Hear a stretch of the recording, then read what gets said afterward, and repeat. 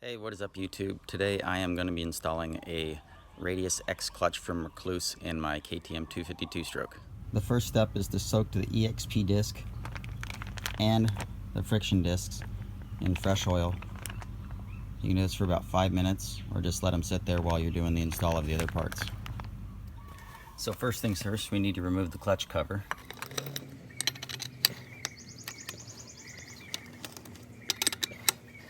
Make note of the bolt length and positions.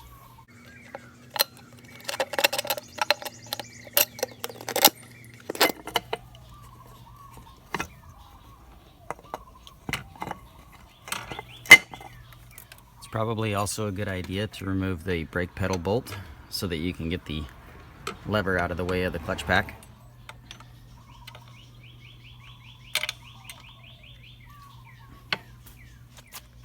Next, we remove the clutch springs and pressure plate.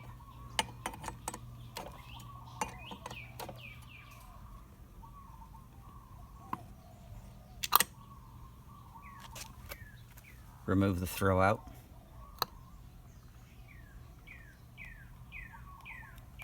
Remove the OEM clutch pack. It can all come out as one piece, just like this. Use a screwdriver and hammer to flatten the locking washer.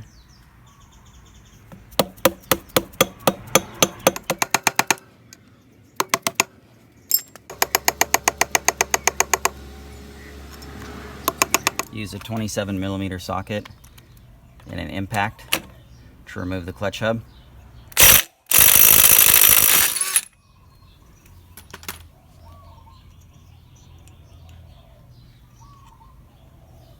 Remove the clutch hub, making sure that this washer comes off the back of the clutch hub. Gonna reuse that. Inspect your basket dampers and fingers for wear. There's no notching in this one, so it's good to go. Reinstall your basket, making sure that it seats all the way down on the Kickstarter gear. There's a positive drop when it's installed correctly. There it goes. Now it's seat all the way down. If it doesn't seat all the way down, you will not be able to get the nut and washer back on. Reinstall your OEM washer. Install the Rekluse provided washer. Install your center hub.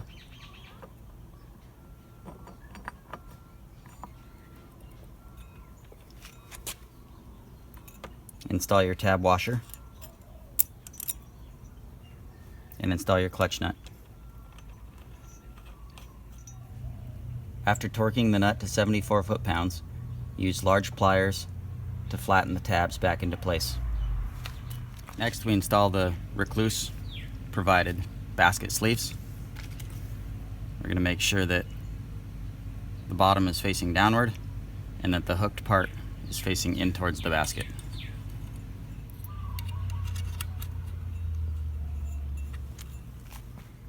Now we install the Rekluse provided torque drive fiber clutch plate.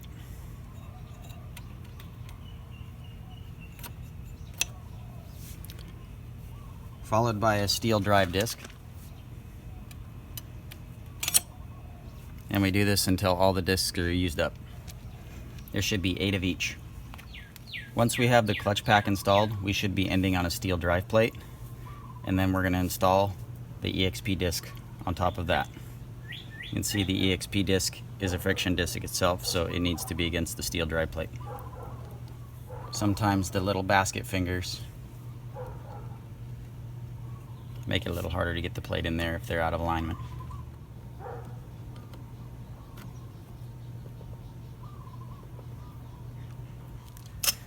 Reinstall the throw-out assembly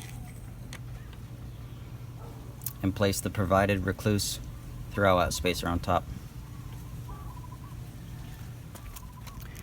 Reinstall the OEM pressure plate.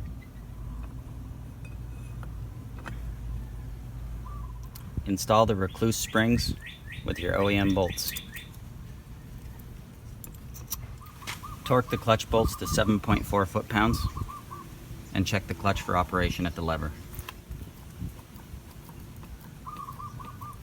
Install the Rekluse provided clutch cover gasket and the OEM cover. Make sure that there's no debris on the sealing surface.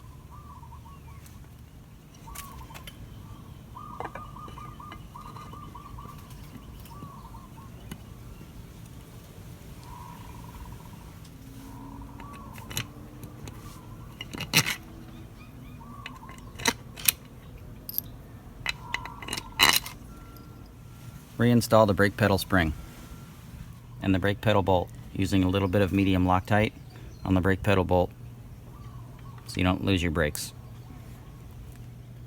Next is preparing the Rekluse slave cylinder.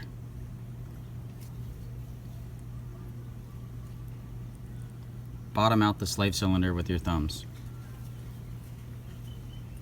Use a 4mm wrench and back it out until the O-ring is visible. Fill the slave cylinder with the appropriate clutch fluid.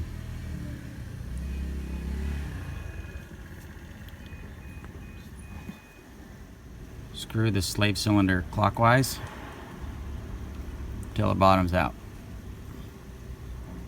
You'll see the bubbles coming to the surface.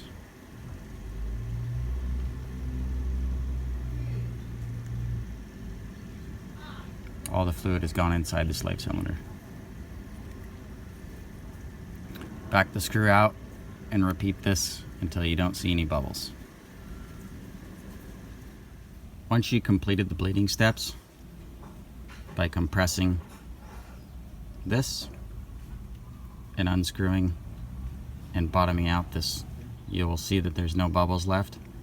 Top off with fluid and set off to the side in an upright position.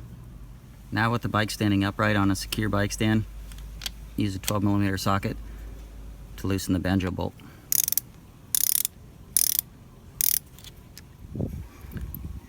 Remove the banjo bolt and replace the two crush washers with the ones provided by Rekluse.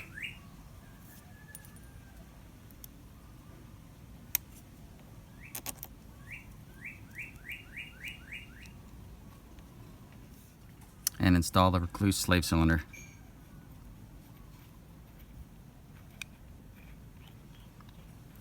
Remove the OEM slave cylinder.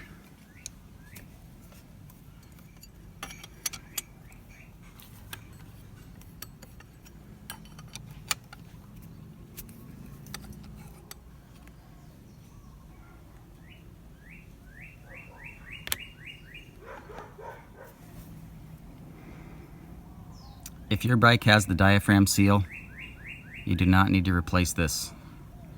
The Rekluse slave cylinder does not require this seal. Clean the gasket surface on the bike and on the slave cylinder if it happened to pick up any dirt. Make sure that the O-ring is in the back groove and not the front groove. O-ring goes in the back groove. Use the provided gasket from Rekluse and reinstall the slave cylinder. Put a little bit of medium thread locker on the bolts.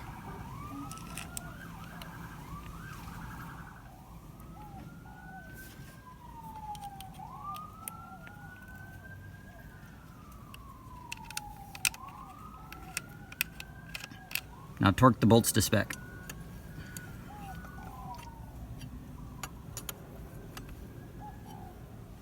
Now torque the banjo bolt.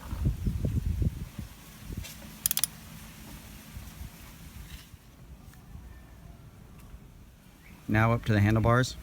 We're going to remove the master cylinder cover. But before we do that, we want to make the master cylinder parallel with the ground. So we'll loosen the master cylinder.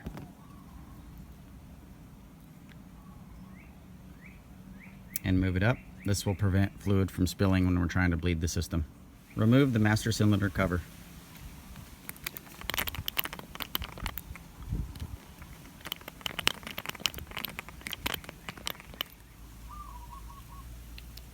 Remove the diaphragm with it. Back down at the slave cylinder, use an 8mm socket to barely break the nipple loose.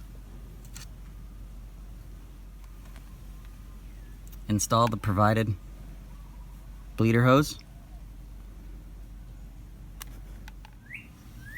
Pro tip, if you're having a hard time getting the bleeder hose over the bleeder, you can use a pair of snap ring pliers or a pair of needle nose pliers and stretch the rubber out a little bit so you can slide it over top of the nipple. Put the hose into a container or a little plastic baggie with a wire wrap like this to catch the excess clutch fluid. Use an 8mm wrench, or in my case I'm going to use this little vice grip to lightly grab the bleeder and secure it so that I can open and close the bleeder valve. Next, we're going to pump the lever a few times up at the top, and then we're going to squeeze and hold and open the valve quickly. Be sure when you're pumping the lever at the top to build pressure that you fully release the lever each time. Once you've restored pressure to the lever again, open and close the valve real slowly, and then just repeat this process until no air comes out of the system anymore. Make sure that you keep the master cylinder topped off at the top, or else you'll just suck air into your line. When you're finished bleeding the system, remove the hose, dispose of the clutch fluid properly, snug the bleeder with the 8mm, and double check your banjo bolt with the 12mm.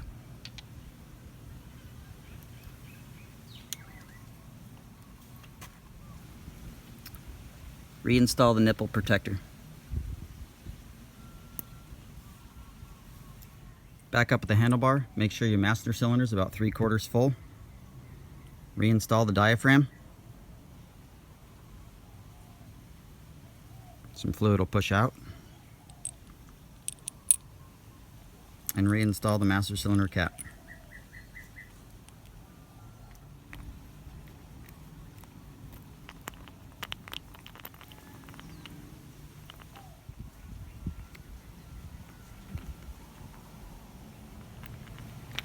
Okay, back down at the slave cylinder.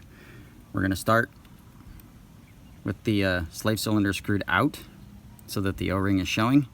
We're going to use a 4mm wrench to turn it in until it stops under light pressure. This has just taken the slack out of the throwout. I'm going to make note of the starting point by putting a tiny small black mark on the tick.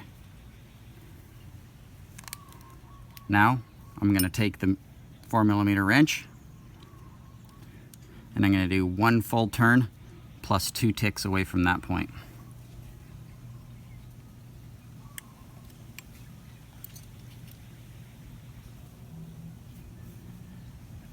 That's 1 full turn, 1 tick, 2 ticks away.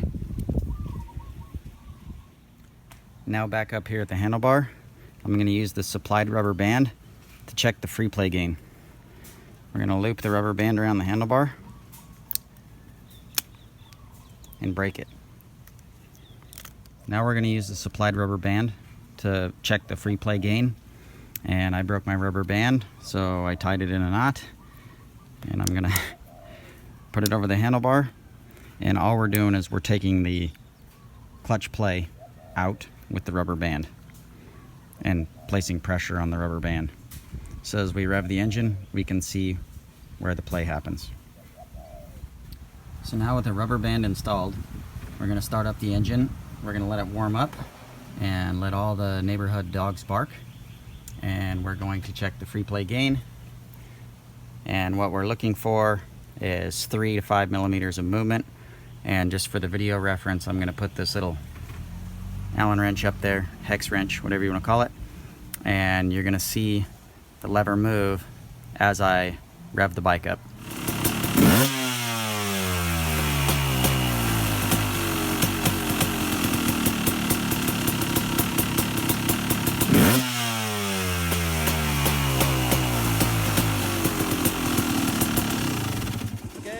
The braking procedure correctly, you should be able to click it into gear now. It won't go. If you roll on the throttle,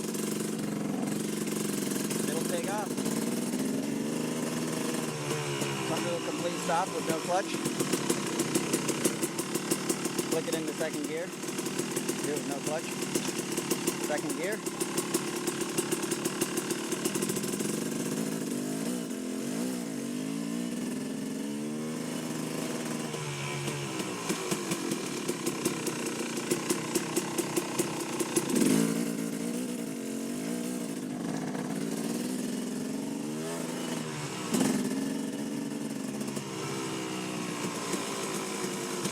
That's all there is to it.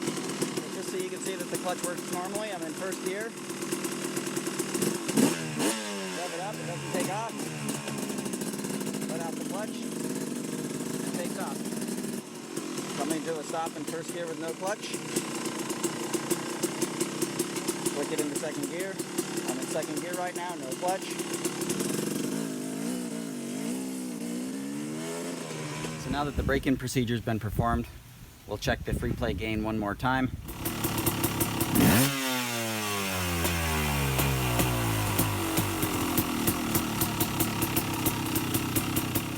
So as you can see, that looked pretty good. So there you have it, guys. That's all there is to installing a Rekluse Radius X clutch in a KTM two-stroke.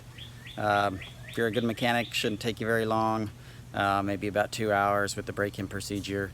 Take your time, do it right. My install went flawlessly, and I'm looking forward to really riding this bike with this thing. They're super cool. Really, really nice for slippery corner conditions. Make sure that you like this video if you thought it was informational, and hit the subscribe and notification bell too. Nobody really seems to be notified of my videos, or it doesn't pop up much places, so if you guys hit the notification bell, it'll let you know when I got new stuff uploaded. Thanks for watching. Take care.